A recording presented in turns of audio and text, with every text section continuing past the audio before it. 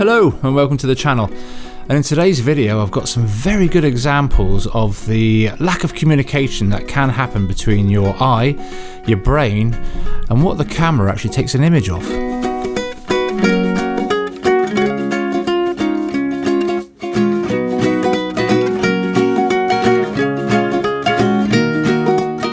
Although being a little tired, it was so nice to finally be out with the camera once again after it must be 3 or 4 weeks break.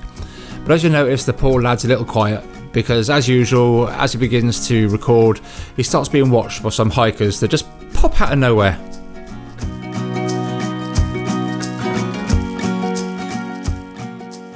Well, the day didn't start off very well. Let me explain. Well, I'm off to a good start. I've left half of this down in the car, so I've got no way of connecting this to the audio on the camera at the moment. So what I'm going to have to do is try and line up the audio back in post. So hopefully we've done this is going to work. I've never done it before, so here we go. First image of the day really is this tumbled down section of rocks. They're all very predominantly grey, but there's some iron deposits or something running through it, which gives this nice red streak running through the whole sort of tumbled down mess. But I just like the way, because the sun's almost directly above, there's this one sort of shard that sticks out towards the camera, but then gives a lot of shadow on the bottom side of it. Now with that rung around with the red, I think it looks quite smart. So for a first image, this is what I'm going to do. So what I've done is I'm on f13, I think, which should be okay, but I just wanted to make sure that I've got everything in sharp focus from the front right the way through to the back. F13 should be okay, but just as just for a bit of safety really, I just wanted to make sure, because there's so much texture and stuff in it, I just want to make sure that everything's in focus. So I shall take a focus stack of these, focusing in probably 3 spots, and combine them into this image.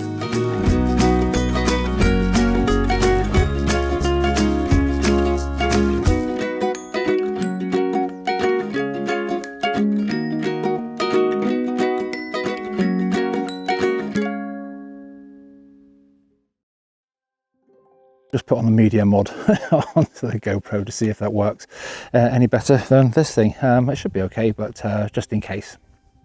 What I've done in this particular shot is I've taken a picture of the stratification that's going on in the far distance over there. I don't know if you can see that if I turn you around a little bit. You see all this, there we go, all the stratification going on here, and this tree just sticking up above.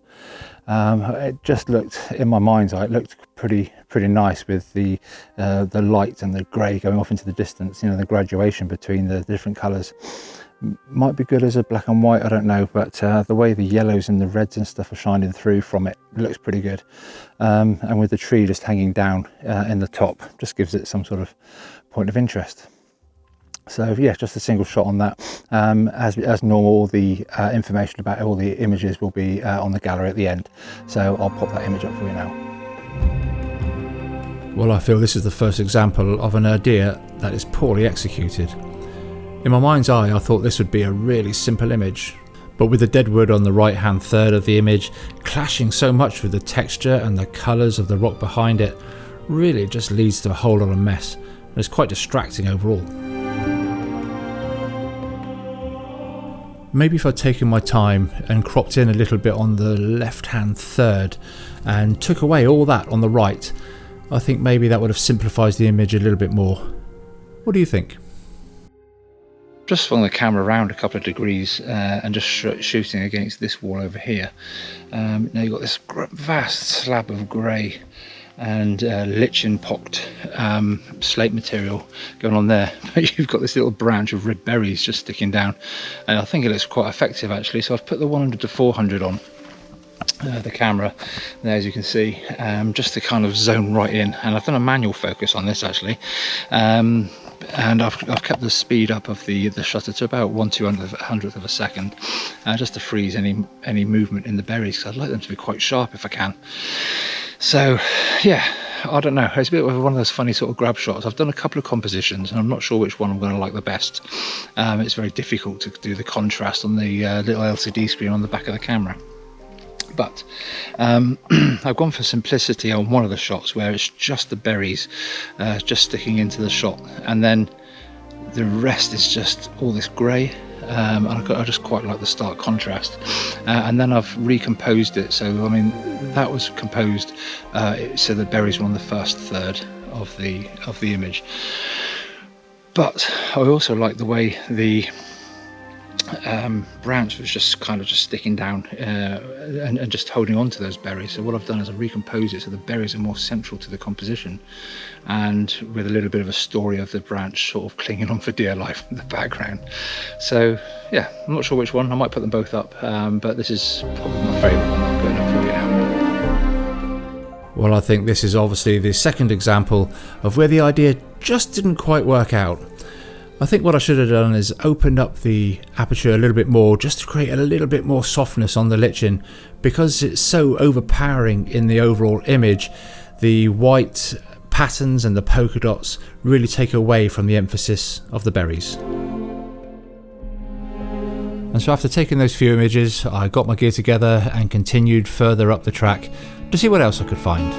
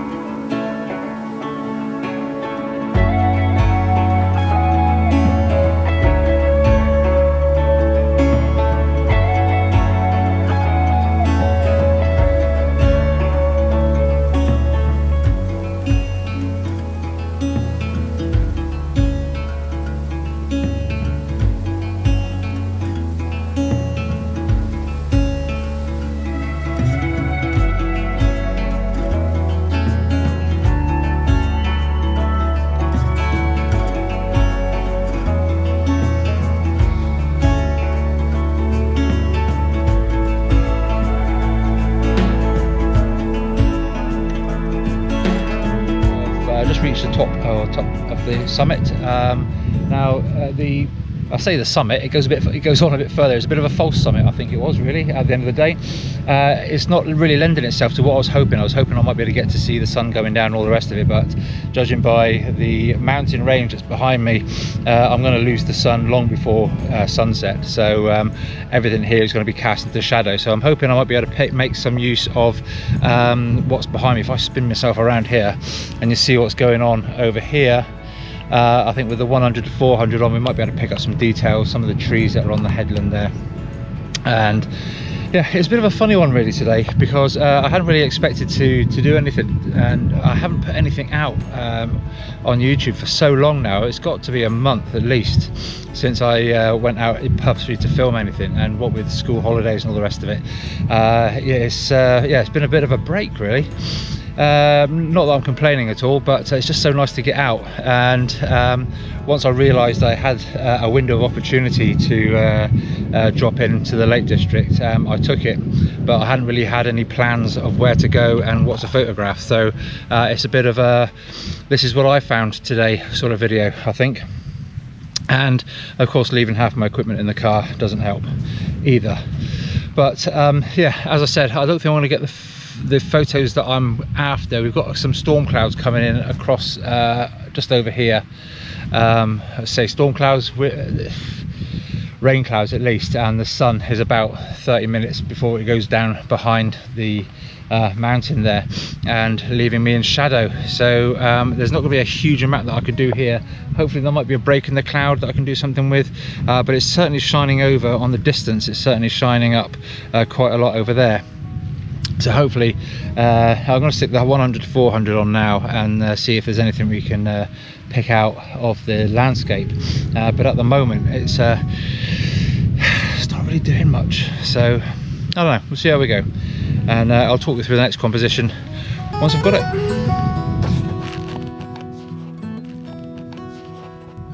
What I've done is while everything's kind of in shadow at the moment, I'm just going to make use of trying to brighten up the front of the photograph, because everything, obviously, like I said, everything's going into shadow, so I need something light just to lift the foreground a little bit. And so once I get round this explosion in the Malteser factory, we've got some rocks and stuff down here that we can make use of. And the idea of that, my way of thinking of that, is that that's going to lift the foreground a little bit and give a bit of foreground interest to lead you into the image in the distance. Now, again, because I've got something quite close to the camera, I am going to do a focus stack on that one. I'm going to focus on the rock right at the foreground and pick out a couple of points on the headland as it goes into the photograph, and then hopefully the sun hitting the fells in the distance will naturally lead the eye into the image. I'm trying to get some sort of balance going in, but there's no trees or anything here that I can make anything interesting with, so rocks it is.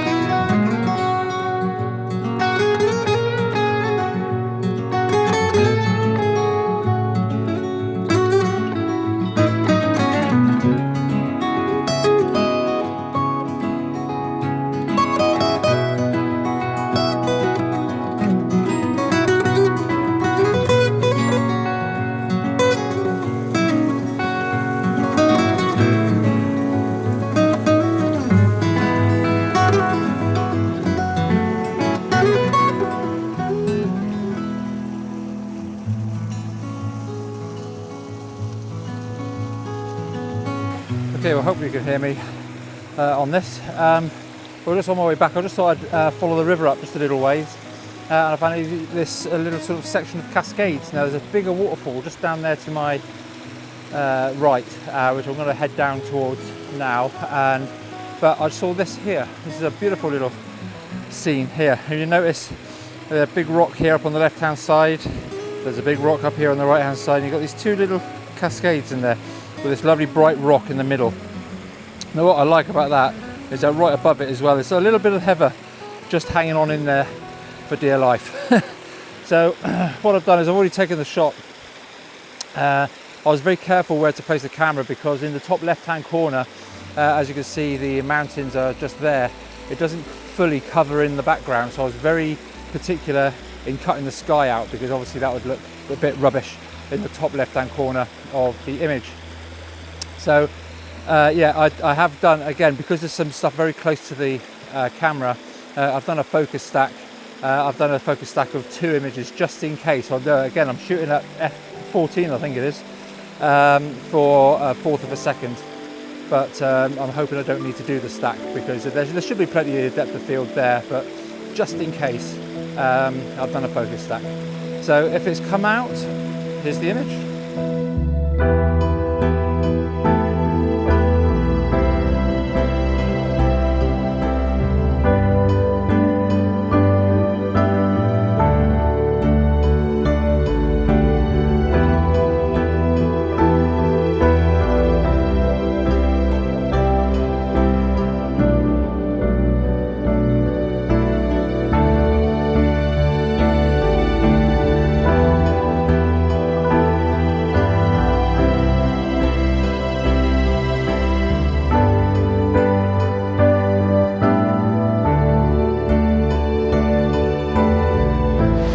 Well, it's surprisingly dark in here, but hopefully you can hear me and see me. I've just come down from those little cascades that I was at just now, and I saw this lovely little tree. I'll show you the scene.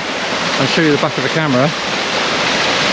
Here we go. As you can see, you've got that beautiful cascade coming down there, and that's basically what I've framed up. So I did keep the waterfall in the centre, but there's too many distractions around the outside, and what I've settled with is the waterfall on the left hand side, and having lots of greys and dark colours on the right hand side, with the rocks to the right hand side of the image. With the tree leading in, I'm hoping should look good.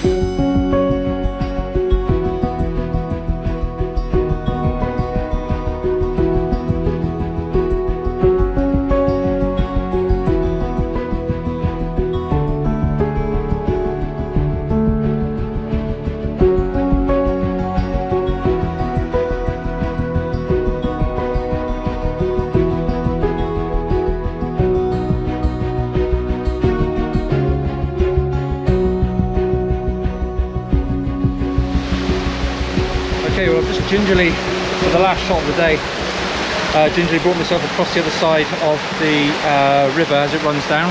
Look how beautiful this is all looking. And with the tree just here, I just thought maybe I'd try and make a bit of a feature of the tree. So I have actually taken 3 or 4 images from this section, just trying to work out the balance. So it's so important to try. I always start very close to the subject and gradually work my way back, and just go on and try and make sure I get everything in but keep everything that I don't want out. And sometimes you don't realise what's in until you get it home and you want it out. So, that's about it. So what I've done is I've basically settled for this little setup here, where I've got making use of the fern down in the bottom and the rocks to try and frame the cascade as it comes down. Now I have taken a 3 image stack on this one because of the fern is again close to the camera and the rocks going backwards through the image. Yeah, hope you like this one.